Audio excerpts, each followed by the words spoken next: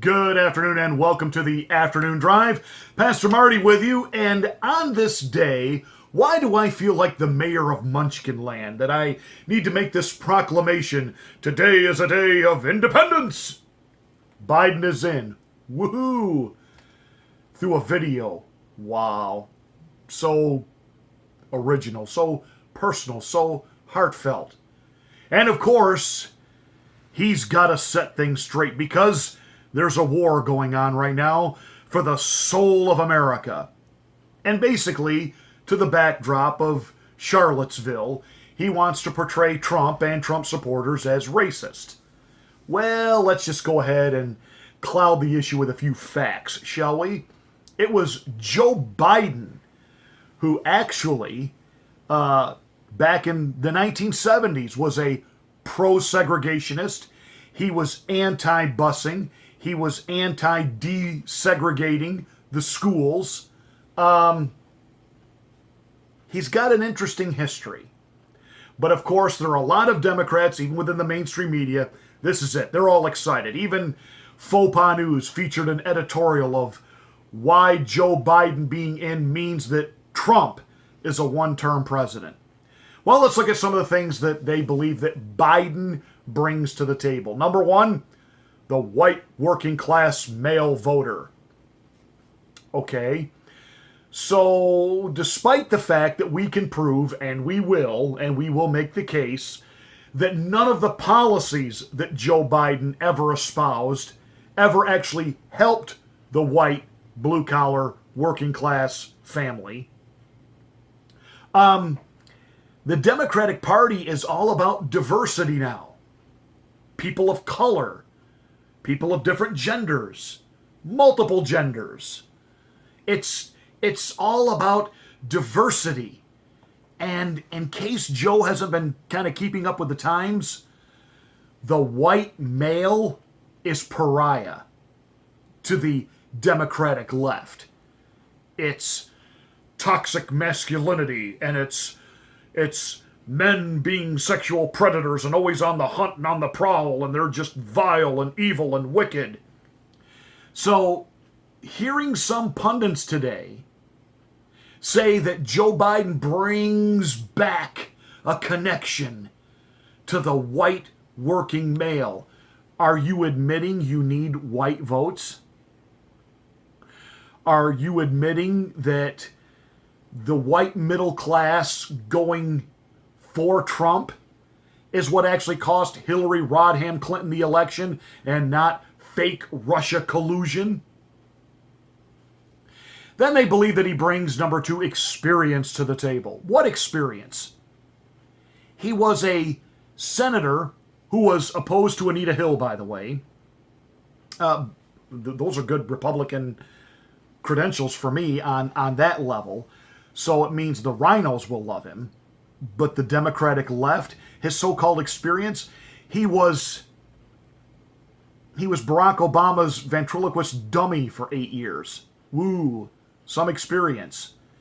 And he has flipped and flopped on every major issue more than once. So what kind of experience does he really have? Number three, he's liked by both sides. I'm sure the never-Trumpers are absolutely rejoicing, climaxing, and having a grand old time because, aha, now we'll get behind Team Biden. What are you going to do? Because you got Karl Rove out there giving Bernie Sanders all kinds of tips on how he can beat Donald Trump if he just softens up the whole socialist thing. Well, let's take a look at the facts of where we're really at with Joe Biden getting into the election. Number one, he got a touchy problem. Now, I heard some anti-Trumpers today in the media say, yes, but so does Donald Trump.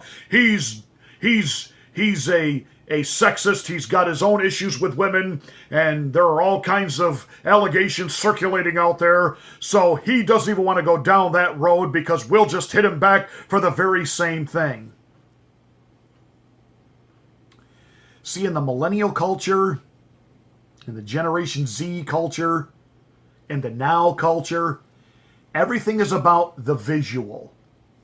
We have accusations about Trump. We have accusations about everybody. But Joe Biden has left behind hundreds of hours of video proof. Sniffing hair, crowding women in their personal space, kissing them inappropriately, and it's all on camera.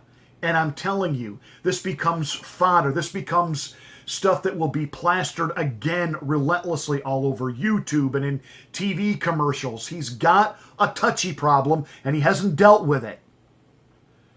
Number two are the gaffes of Joe Biden. I mean, again, this is YouTube gold. This is going to be used relentlessly by guys like me, by other in the alternative conservative media here on YouTube. I imagine Mark Dice is going to have an absolute heyday putting together collages of Joe Biden's infamous gaffes, and they are a many.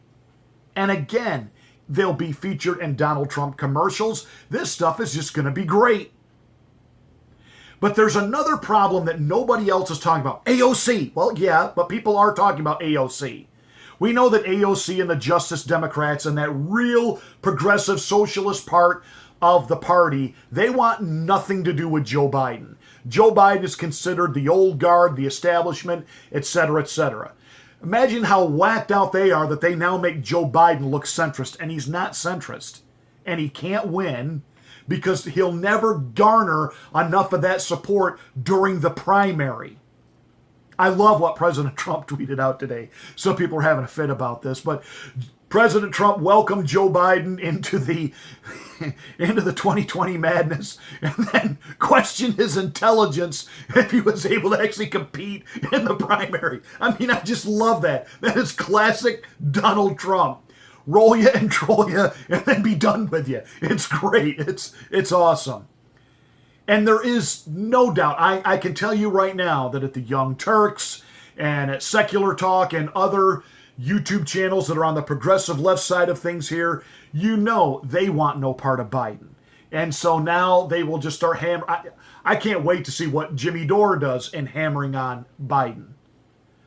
Now, there is something with Biden that neither side is talking about.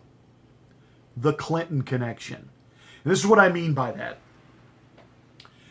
The more visible Hillary is, the less shot Joe Biden has. The more Hillary keeps coming out, she was just out again yesterday, you know, every once in a while she kind of slips her collar and gets out there in the public foray. And again, you know, she's talking about that she was the target of a Russian job and that's what the Mueller report proves, and why isn't Trump in jail? Hey, Mr. Trump, are you rethinking about not having Sessions go right after Hillary, right after you guys all took the oath of office? I mean, really? Really? Enough is enough. But she's out there and she keeps running her mouth and she doesn't understand, and she's not going to be told to back off or back down or stand down. The progressive left sees Joe Biden and Clinton and Obama all as the same. This corporate Democrats who take all kinds of money they shouldn't be taking from all types of groups that they don't approve of, and they campaign like liberals, and then they get to Washington and they moderate. And this progressive left, they want no part of that. Just listen to how the Elizabeth Warrens, the Corey grabbing boys in the men's room Booker, and Kamala Harris, I should say Kamala thinks she's a hottie Harris, and this deluge we have of just these progressive wingnuts. We've got Butt Gig, the mayor out of South Bend, and Beto, the Irish Mexican O'Rourke, and all trying to constantly out-left each other. And then along comes Joe Biden with his and he's going to save the soul of America. But as soon as he talks and smiles, you automatically conjure up images in your head of him standing with Hillary Clinton. And again, here we go, hundreds of thousands of hours of footage all over YouTube of Clinton and Biden being together. That visual. The more visible she is right now, the worse Biden's chances get. So, Hillary, start having events. Get out there. Even endorse Joe Biden. Endorse him right now. I'm Pastor Marty. Thanks for watching today. Hey, make sure you subscribe to my channel. Spread the word. Hit the bell so that you get notifications of my rants, my ravings, and my undeniably flawless reasonings. And as far as Joe being in, well, as Rush Limbaugh said the other night on Faux Pas News, formerly known as Fox News, he's the best chance the Democrats have, but he doesn't have a chance. Welcome to the fun, Joe. I will have a few laughs at your expense.